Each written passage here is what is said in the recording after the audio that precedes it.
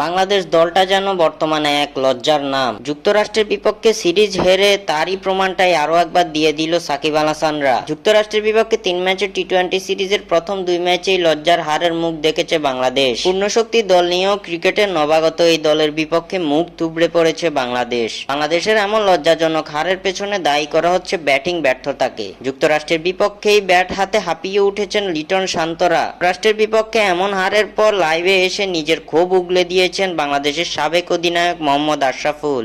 অভিজ্ঞ সব ব্যাটসম্যান নিয়েও যুক্তরাষ্ট্রের দেওয়া মামুলি লক্ষ্য তাড়া করতে পারেনি বাংলাদেশ।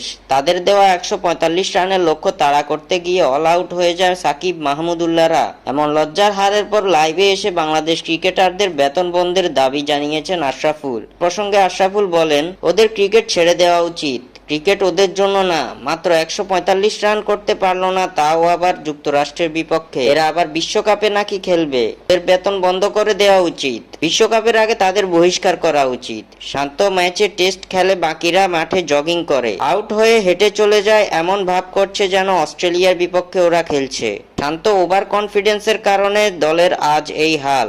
ওকে সবার আগে বহিষ্কার করা উচিত। ওপেনিং এ লিটন শান্ত দুইজনকেই বদলানো উচিত, সাথে কোচ হাতুড়েকেও বদলানো উচিত। তা না হলে এরকম লজ্জা পেতে হবে বারবার। এভাবে বাংলাদেশের ক্রিকেটারদের এবং বাংলাদেশ ক্রিকেট বোর্ডকে রীতিমতো ধুইয়ে দিয়েছেন মোহাম্মদ আশরাফুল।